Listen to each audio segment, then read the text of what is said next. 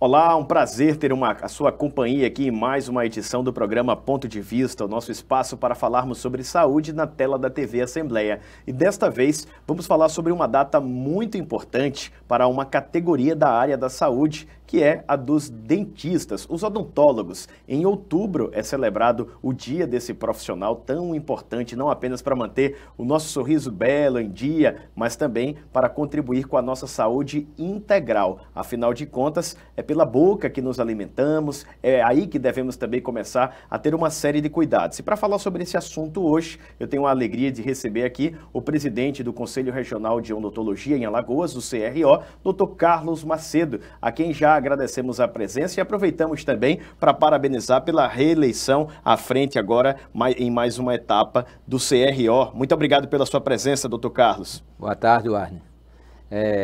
Representando o Conselho de Odontologia, né, na qualidade de conselheiro presidente, quero agradecer inicialmente o convite, né, agradeço os parabéns pela nossa vitória em permanecer no Conselho durante um mandato de mais de 2 anos e dizer a você que, na realidade, temos muitos assuntos a discutir, avanços que a odontologia conseguiu através do Conselho Federal e dos regionais, e estou disposto aqui a responder as perguntas que forem necessárias. Eu gostaria de pedir inicialmente que o senhor fizesse um esclarecimento, já que muita gente não sabe que os conselhos regionais, no final das contas, né, o de odontologia, o de medicina, o próprio conselho de corretores imobiliários, eles são autarquias. Como é que funciona essa situação?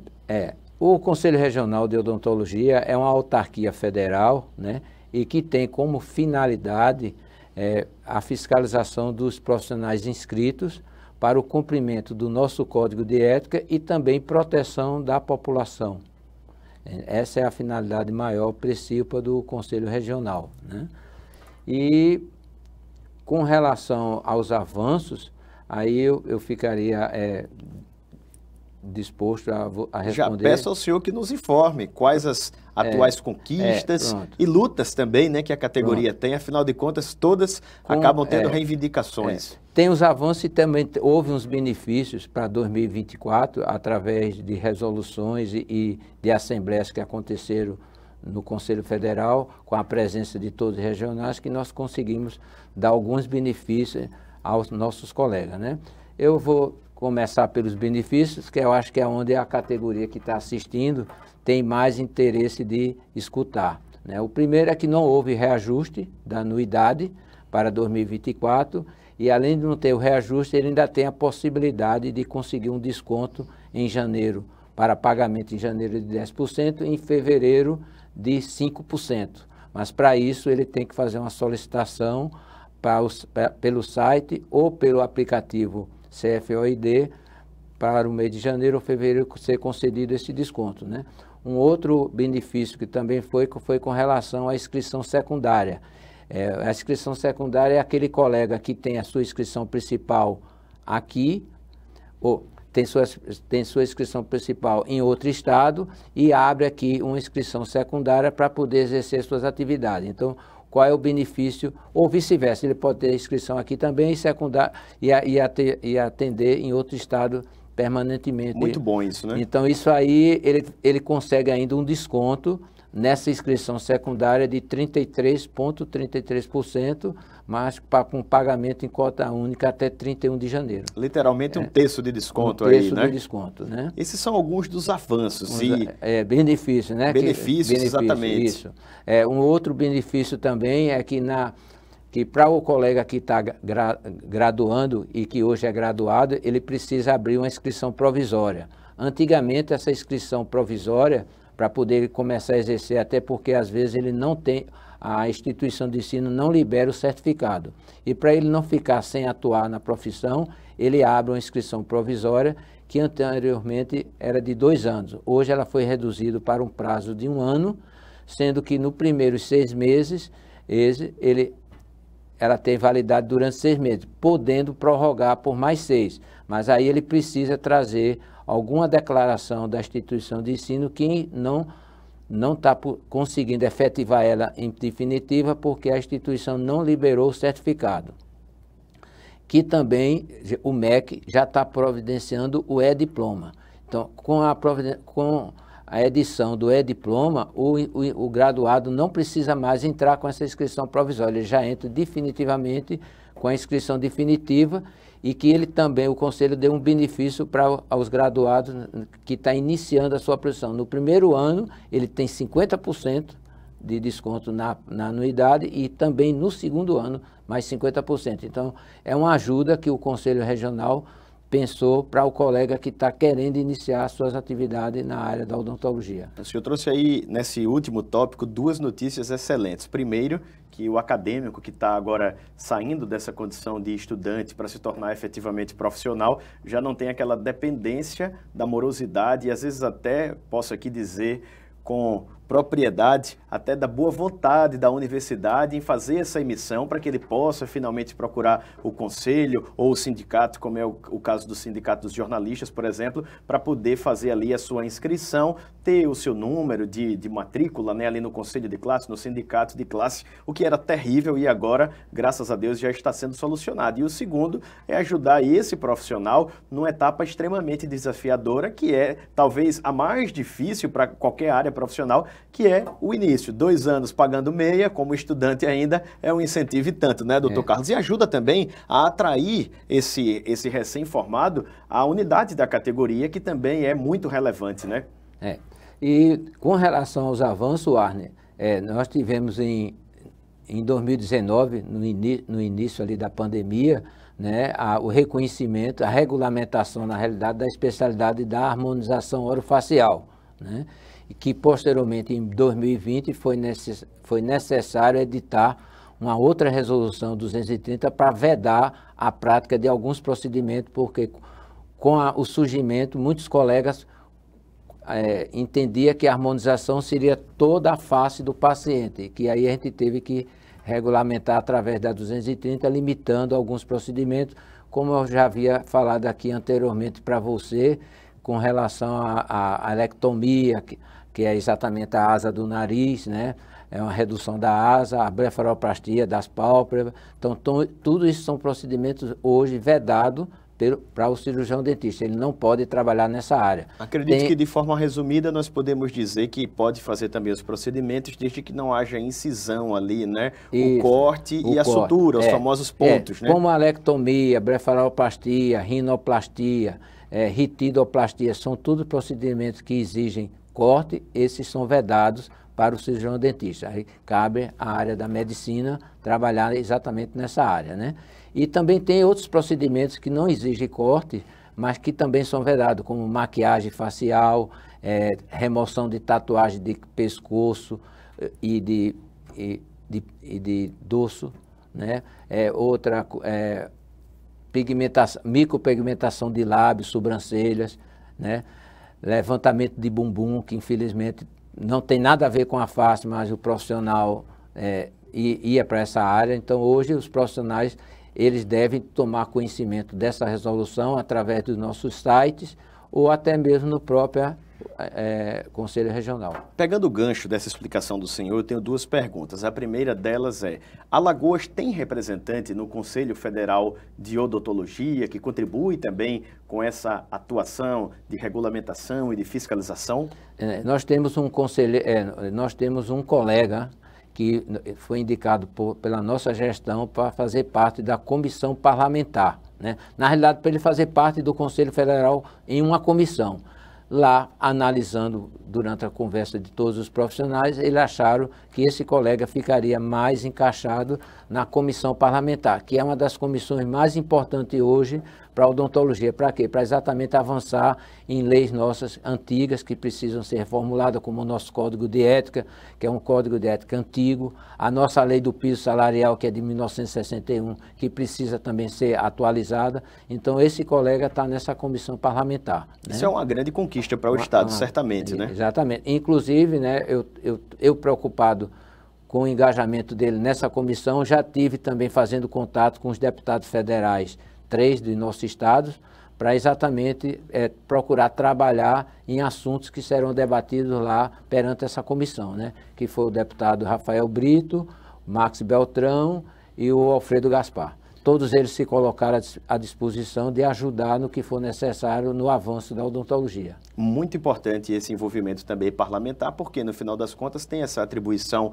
de legislar, né, de atualizar, de trazer novos benefícios, não só para a categoria dos odontólogos, para a área da odontologia, mas para toda a população. E a minha segunda pergunta, ainda se estendendo nessa... E continuando no avanço, desculpe, Warner. Sem nenhum problema. Ainda tem, agora em maio, eu estive presente em Brasília, e quando houve uma assembleia, e foi aprovada mais uma especialidade, que hoje é a mais nova, a odontologia hospitalar, né? Que é exatamente a presença do dentista no leito, tanto de UTI como no leito de ambulatório, para acompanhar aquele paciente exatamente para dificultar o surgimento de outras doenças que entram pela cavidade oral. Até mesmo infecções que podem provocar a morte. E que isso pode provocar morte e também aumentar o tempo de internação dele, né? Que isso gera um custo até menor para o plano de saúde ou para o próprio paciente que está pagando aquela sua permanência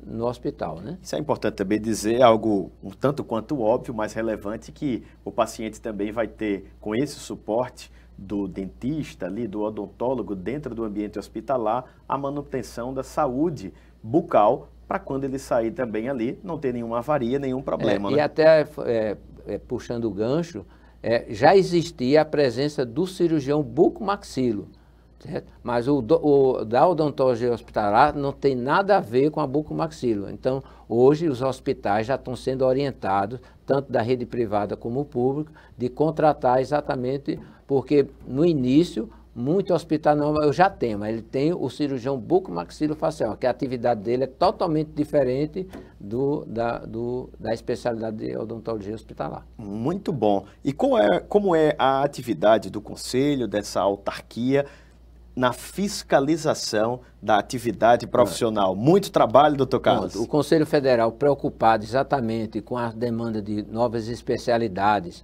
né, está investindo demais na fiscalização. Tanto que em todo o Brasil, eles locaram 52 veículos e distribuíram entre os conselhos que viam que precisavam mais. Então, Alagoas foi contemplado com 2 veículos, além dos veículos que já o Conselho tem, nós tínhamos 2, hoje temos 4 veículos para fiscalização e também contratou mais 2 fiscais, além do nosso grupo concursado, que eram 2. Então, hoje a nossa fiscalização, o quadro dobrou, tanto em em profissionais para fiscalização, como em veículo, né? E quais são... E a meta é exatamente cobrir todo o estado. Então, estamos no mês de outubro, estamos praticamente finalizando os 102 municípios, tanto na rede privada como na rede pública.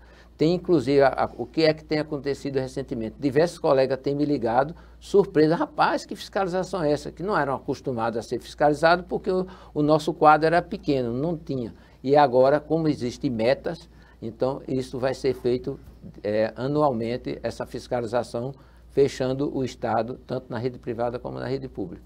E quais são os principais problemas encontrados por vocês que têm essa responsabilidade de fiscalizar os consultórios, os colegas de profissão e até de descobrir aquelas pessoas que estão exercendo ilegalmente a odontologia? O grande problema é exatamente nessa área de exercício ilegal. Por quê? Porque a gente precisa dar o flagrante. E geralmente esses profissionais que eu não posso considerar profissionais, essas pessoas que trabalham irregularmente, eles usam de estratégia de câmeras, de portas com dificuldade de você chegar até a ele, entendeu? Mas a gente tem conseguido já, né, detectar alguns profissionais, já estão respondendo processo criminal, porque aí já não é mais da nossa esfera, entendeu? Já porque, a polícia que entra em cena, porque é um crime, né? Porque o profissional que está regulamentado no conselho, ele responde o processo dentro do nosso conselho, né? Administrativo. Mas já o que não é um processo criminal. Até porque é uma questão de, creio eu, de falsidade ideológica, né? Ele diz ser alguém que ele não é, além da questão do próprio exercício ilegal da profissão, que é um crime também, não é, doutor Carlos? E como é que a pessoa faz? Eu sempre gosto de fazer essa pergunta para saber se aquele profissional é ou não habilitado, tem Pronto. outorga para exercer a profissão? A fiscalização dos nossos inscritos, ela hoje é até mais como orientação. Por quê? Porque, infelizmente, o colega ainda não teve a preocupação de ler o nosso código. Então, o que é que a fiscalização encontra lá? Na placa, falta o número do CRO, que é o número de inscrição dele. Sim. Ou na placa não tem o nome do responsável técnico, que é obrigado a ser colocado. Então, são irregularidades no sentido mais administrativo, entendeu? As irregularidades assim de higienização, essa coisa, cabe mais à vigilância sanitária, que quando a vigilância solicita, o Conselho também sempre acompanha essa fiscalização. Acontece o oposto também, do próprio Conselho precisar do suporte da vigilância? Quando o Conselho verifica que aquele consultório está comprometendo alguma coisa na área de biossegurança, a gente sempre comunica à vigilância que faça essa fiscalização. A orientação para aqueles recém-formados, que já tem até esse desconto de pagar aí 2 anos como estudantes, não é? Isso. Mesmo estando formados, procurar o Conselho assim que concluírem a faculdade? Foi muito bom você tocar, até estava esquecido. Quando o recém-inscrito vai receber a sua carteira já definitiva, O famoso CRO, né? O famoso CRO, ele vai ter que ir ao Conselho. No momento que ele vai ao Conselho, é marcada uma data em que todos aqueles vão pegar a carteirinha e a gente tem 2 ou 3 profissionais lá que sempre dão uma palestra de orientação, o que é que ele precisa, de documentação que ele precisa providenciar para poder, quando ele for iniciar suas atividades, ele providenciar alvará, aí vem o próprio INSS dele. Então, todas as documentações necessárias é passado para isso aí. E algumas coisas do Código de Ética importante também é passado nesse momento para os colegas que vão receber a sua carteira naquela data. Esse papel educativo, informativo, é também um dever do Conselho, no final das contas, Isso. até para que esse profissional esteja resguardado, bem orientado e acabe não cometendo falhas por falta justamente dessa orientação, né, doutor Carlos? Inclusive, até nessa nossa gestão, nessa próxima gestão, já vamos preparar um ofício para todos os coordenadores de saúde bucal das instituições de ensino, abrindo um espaço em um determinado horário do último semestre dele, para a gente dar essa palestra lá antes dele chegar ao Conselho para pegar a carteira. É uma intenção nossa. Muito importante também esse suporte, né? Agora, em muitas profissões, sobretudo na área da saúde, há um novo dilema, né? Ainda, apesar de já não ser tão novidade, sobretudo na área de saúde, há várias discussões sobre a educação à distância, não é? O ensino feito de forma remota, virtual, que acabou sendo altamente impulsionado no período da pandemia, aí em meados de 2019, 2021, até mesmo no ano passado. Como é que hoje tem sido essas discussões em âmbito federal, estadual? Essa sua pergunta, eu vou dividir em 3. Certo. A primeira foi os benefícios, que eu já passei, né? Os avanços, e esses são as vitórias que você está falando. Então, essa vitória nós temos recentemente, nós conseguimos uma decisão judicial pelo não ao EAD. Então, graças a Deus, hoje está pacificado que na odontologia o EAD não vai ser possível, que o MEC, infelizmente, com a sua visão talvez política, interesse, alguma coisa na área política, queria implantar na odontologia o EAD. Todo mundo, não precisa você entender de odontologia, você sabe que a odontologia é uma área mais prática do que teórica. Por isso que existe muito exercício, como também na medicina. Por isso que existe o tal do exercício legal. São as áreas que são mais afetadas, tanto a medicina como a odontologia. Agora, você imagine um colega, um futuro colega, fazer um curso EAD. Mais complicado ainda nesse caso. Ia ficar complicado, né? Mais ainda. Né? Você precisa conhecer ali a própria estrutura biológica, tudo isso, né? O Conselho Federal conseguiu conquistar. Uma outra ação que acabamos de ajuizar, que inclusive vai haver um movimento aqui através do sindicato, dia 25 de setembro, que é o dia do cirurgião dentista, na porta aqui da Assembleia, eles vão fazer uma paralisação sobre a lei do piso salarial, que infelizmente a maioria das prefeituras do nosso estado não cumpre. E o que eu posso já adiantar para a categoria, que o Conselho Federal já ajuizou, está ajuizado o piso salarial estamos apenas agora aguardando os trâmites, o que é que vai ser decidido. Porque, na realidade, essa lei, como eu lhe falei, a 3.999 é de 1961, e ela vem atrelando o salário mínimo. E você sabe que após a Constituição, nada pode ficar atrelado. Mas já está pacificado pelo STF, através até da ministra Rosa Weber, que ela disse que o piso salarial podia ser R$ 3.600 e alguma coisa. Então, que a prefeitura teria que já contratar o cirurgião dentista para 20 horas, no valor de R$ 3.600, que corresponde praticamente a 3 salários mínimos. E se for 40 horas, o dobro disso aí. Acredito que hoje essa seja a maior bandeira, a maior luta bandeira do CRO. Não existem outros tanto do desafios CRO também? como do sindicato. De ambos, né?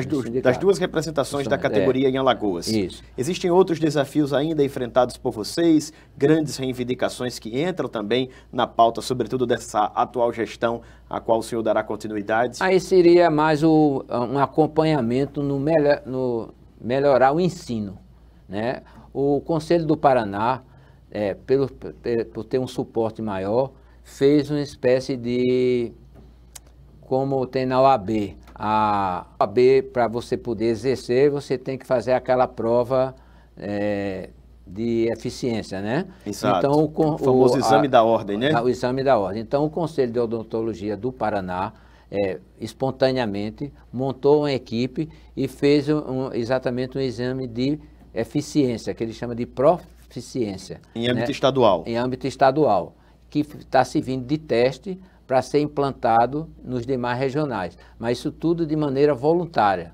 porque não existe lei obrigando isso aí. É uma tendência na avaliação do senhor?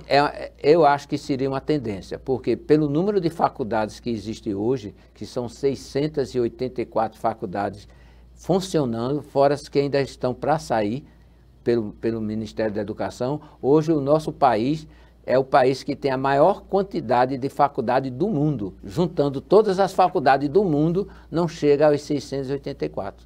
Então, é um número muito grande e preocupante como é que vai ficar essa qualidade de ensino. Entendeu? A gente reforça aí a importância da atuação dos conselhos, porque o senhor frisou que é algo que está sendo feito de forma espontânea, ainda até podemos dizer experimental. Experimental. Mas essa atuação do Conselho junto ao Legislativo pode contribuir para que haja, sim, a criação de leis que regulamentem, inclusive, a atividade, esse exercício, não é, do próprio Conselho de proficiência odontológica para o futuro ingresso dentro do Conselho da atividade, né?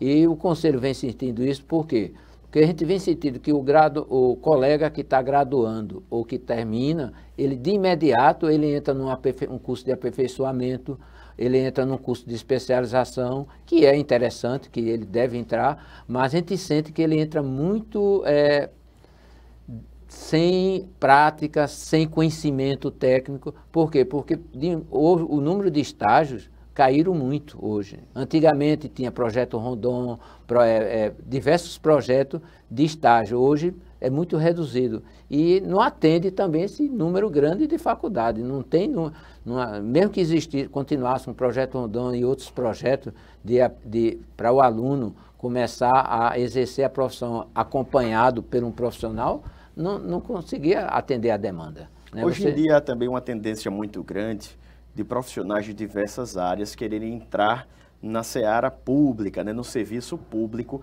por intermédio, naturalmente, dos concursos, que é a única alternativa para garantir esse ingresso de forma legal. Como é que está hoje no cenário brasileiro, no cenário estadual, a realização de concursos, incluindo ali nos editais, a previsão de contratação de dentistas? Sim, aí continuando no assunto de faculdade, você vê Alagoas, você conhece o tamanho do nosso estado, já tem 5 faculdades de odontologia.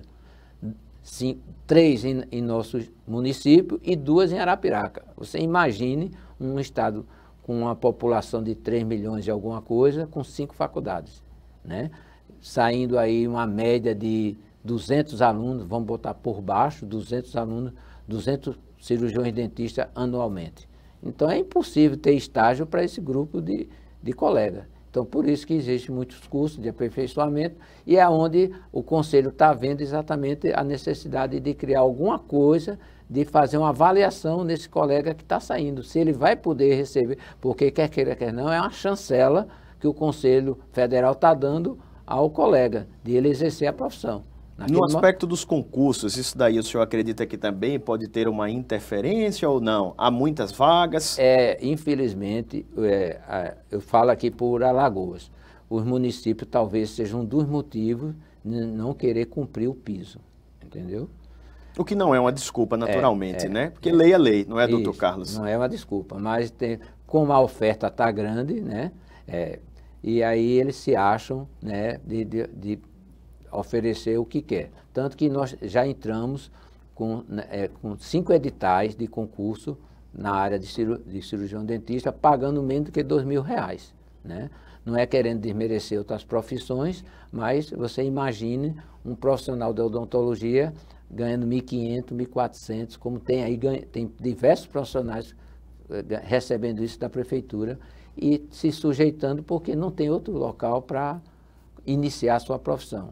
E de alguma forma é até um desestímulo, porque a própria atividade do profissional da área da odontologia requer alguns investimentos em equipamentos específicos, não é? Na estrutura do ambiente, na manutenção da higienização daquele espaço que precisa ser também seguro do ponto de vista biológico para essa atuação. Daí, mais uma vez, a importância desse acompanhamento do próprio Conselho para a implantação do piso, para as reivindicações e até, eventualmente, da criação de leis mesmo, né, doutor Carlos? Aí, como eu lhe falei, aí o Conselho já entrou contra esses 5 editais, não tivemos sucesso em nenhum deles, com liminares para suspender, porque a Justiça Federal de Alagoas diz que o Conselho Regional não é competência do Conselho Regional, né? Embora que Pernambuco, Paraíba e outros estados tenham conseguido êxito, bloqueando esses editais, mas Alagoas, e para isso eu tive que fazer o quê? Me juntei ao sindicato,